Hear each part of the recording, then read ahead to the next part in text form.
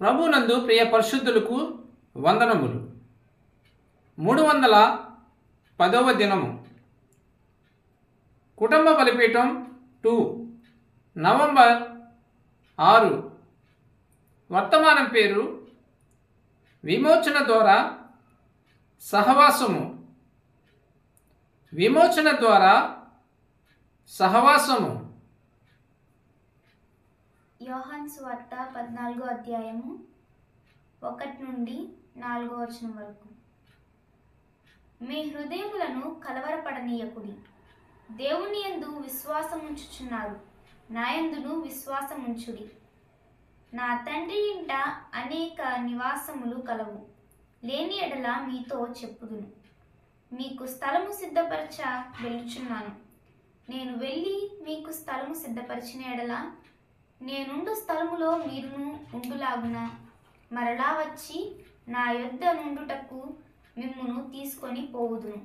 నేను వెళ్ళుచున్న స్థలమునకు మార్గము మీకు తెలియనని చెప్పెను.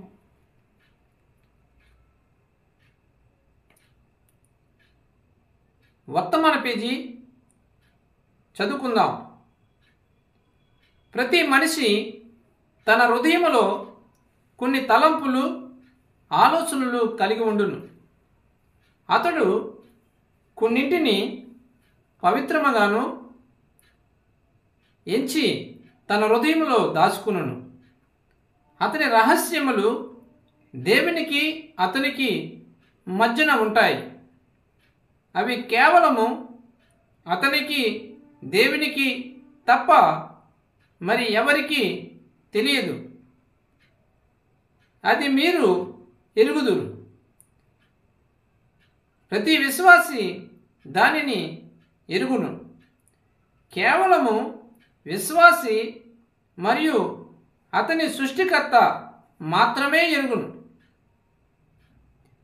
పరలోకమనగా అక్కడ పెద్ద భవనములు ఉంటాయి. ఇటుకలతో కట్టబడిన అనేకమైన ఇండ్లు, కాగితములు అంటించబడి రంగులు వేయబడి ఉంటాయని నేను నమ్మను. సహజ అతీతమైన జీవి భౌతికమైన గృహములో నివసించునని నేను విశ్వసించను.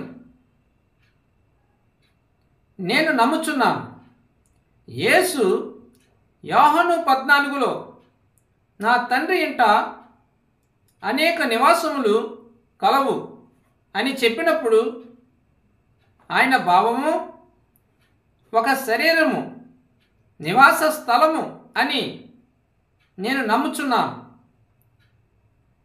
ఏలయనగా లేఖనములు దానిని నిర్ధారించుచున్నవి. భూమి మీద ఉన్న ఈ గుడారము శిథిలమైపోయినను మన కొరకు ఒకటి నిరీక్షించుచున్నది. మీరు దానిని చూశారా? క్షయమైన జీవులు మాత్రమే క్షయమైన నివాసములలో జీవించును. అక్షయమైన వారు అక్షయమైన నివాసముల స్థలములలో, అక్షయమైన వారు అక్షయమైన నివాస స్థలములలో జీవించుదురు.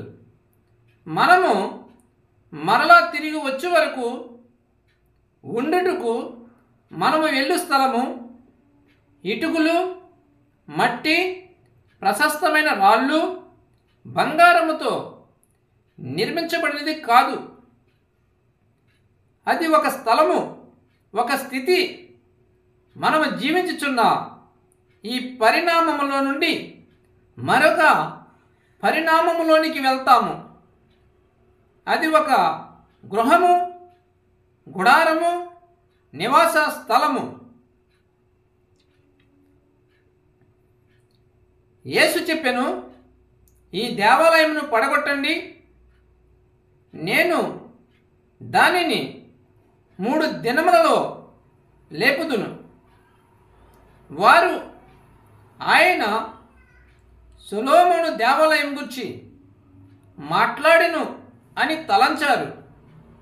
కానీ ఆయన తన సొంత శరీరమును గూర్చి మాట్లాడెను. ప్రతి విశ్వాసికి స్థలమును సిద్ధపరచుటకు ఆయన వెళ్ళెను. మనము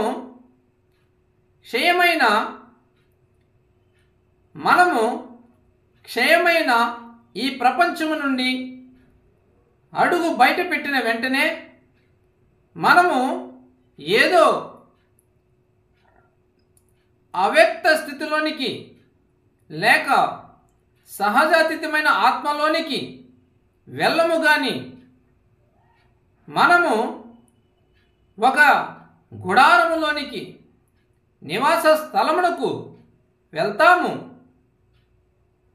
ఏ రేడియో తరంగము లేక మరొకటి దానిని తాకలేదు. బహుశా అది ఇప్పుడు ఇక్కడే ఈ భవనంలో ఉండవచ్చును. అది పూర్తిగా దేవునితో మాత్రమే నిర్మించినది. వినండి, 800 సంవత్సరముల క్రితము మోషే మరణించెను. 6 లేక 700 సంవత్సరముల క్రితము ఏలియా రూపాంతరము చెందెను. వారిద్దరూ రూపాంతర పర్వతం మీద నిలబడ్డారు. యేసు కల్వరికి వెళ్ళకముందు మానవ రూపములో ఆయనతో మాట్లాడుచు కనిపించారు. నా భావము గమనించారా?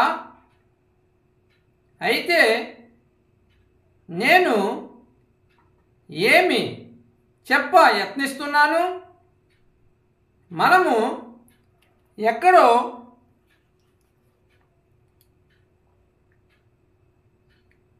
కోట్లాది కాంతి సంవత్సరాల దూరంలో ఉంటుందని తలుస్తున్నాం. పాలోమారు పర్వతం మీద ఉన్న నక్షత్ర పరిశోధనశాలలో ఉన్నప్పుడు నాకు ఆ ప్రత్యక్షత వచ్చినది. ఆ కాలమును, గురుగ్రహము, దూరము అవన్నీ చూశాను. ఆ గ్రహాలు క్షణములో కొన్ని వేల మైళ్ళ దూరము వేగముతో ప్రయాణిస్తున్నాయి.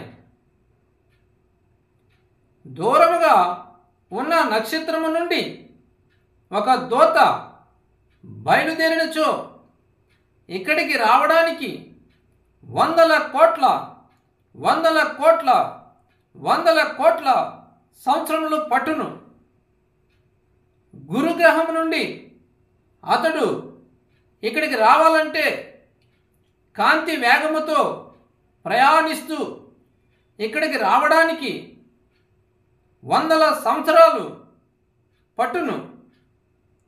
ఆ దూరము ఆవల ఒక గృహము ఉన్నదని నేను నమ్మను. కానీ ఆ గృహము దేవుడు మాట్లాడుచున్న ఆ గృహము ఇక్కడే ఉన్నది అని నేను విశ్వసించుచున్నాను.